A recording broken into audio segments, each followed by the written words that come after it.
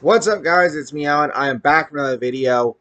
And remember I made that video talking about WWE and their pettiness, especially regarding Sasha and Naomi now?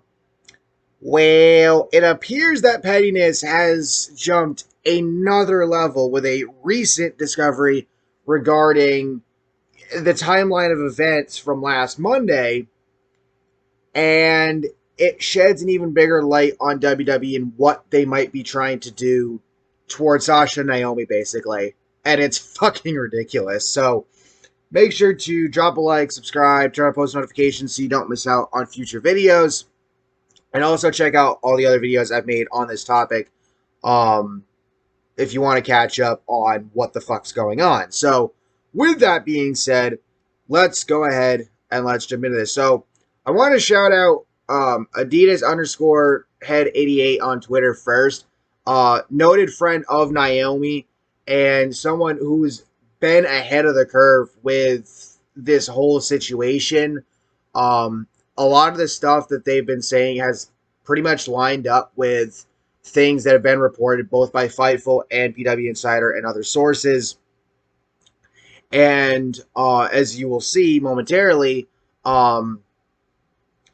they've even been noted as a legit source by the likes of Dave Meltzer regarding this, story. So they had tweeted 2 days ago in a quote retweet response to somebody. They were gone. That being Sasha and Naomi, were gone before the match sheet was printed. That's around 5 p.m. But let me hush. And then earlier today, someone over on Reddit sort of put pieces together here with adding that in and seems to have come to the conclusion that there's a possibility that WWE is intentionally false advertised the six-pack challenge match to try and I don't mean to reference the wrestling, company, but control the narrative of what Sasha and Naomi did. And try to get out ahead of it, because then Sasha and Naomi and everybody else would have to play catch up. Go figure. But essentially, if Sasha and Naomi had left at before 5 p.m. last Monday, a week ago, then WWE should have had no problem, changing the schedule of matches, knowing that Sasha and Naomi wouldn't be there. Seemingly, they chose not to. Excuse me. Because the show doesn't go on the air until 8 o'clock Eastern. So you've got, if they were out of the building by 5, then you've got 3 hours to change shit, and you can absolutely get that done. Again, WWE seemingly chose not to.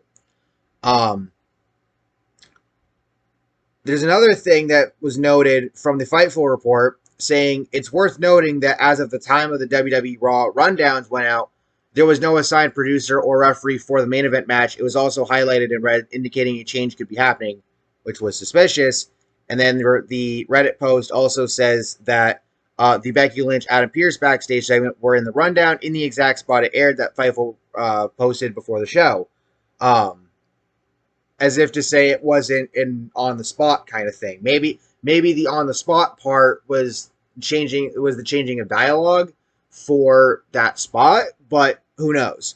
Regardless, it appears that WWE falsely advertised the match on purpose. And if that sounds familiar, specifically regarding Sasha Banks, SummerSlam 2021, anybody?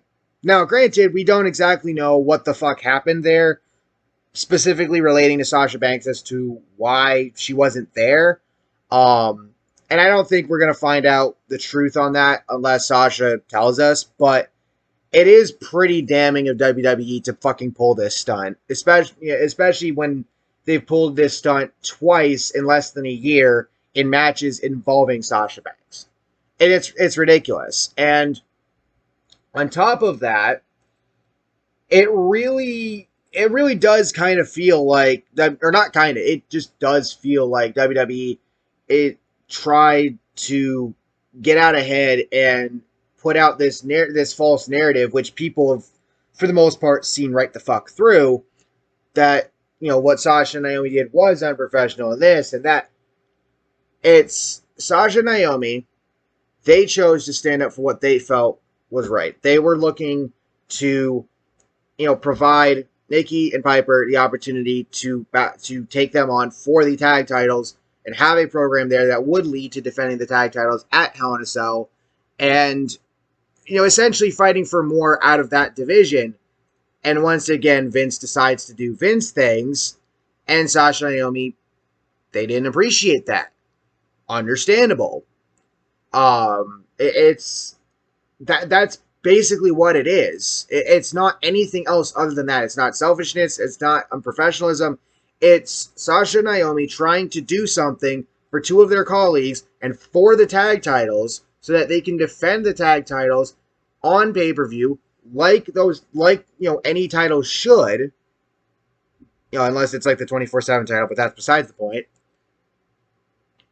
And Vince has turned around and displayed nothing but pettiness and contempt towards them for their actions. And now it leads to the question of, well, what happens from here? Well, Sasha and Naomi have already been suspended. Tag titles got vacated, and apparently there's going to be a tournament to declare new champions. I don't know how you're going to fucking figure that one out. Their merch got pulled from the WWE shop, which I think is strange, but whatever. And now there's the question of, does WWE put a hold on their contracts or freeze their contracts, quote unquote, so that more time doesn't elapse on them, therefore prolonging the contracts themselves. WWE does have the option to do that. It's kind of a fucked up thing to do in certain circumstances, but who knows? All in all, again, I think Sasha and Naomi will come out of this okay, but it's still pretty damning for WWE to be pulling this shit. Especially on, somebody, on two of, one wrestler who's criminally underrated in Naomi. I feel good enough to say that she is criminally underrated. And on top of that, to pull this shit on somebody in Sasha who's been a part of so many of the biggest moments in women's wrestling in the WWE, it's just crazy, man. It really is. And we're just going to have to see where it goes from here. But with that being said, thank you all for watching. I hope you all enjoyed. Let me know your thoughts down below. I'll catch y'all next time. Peace.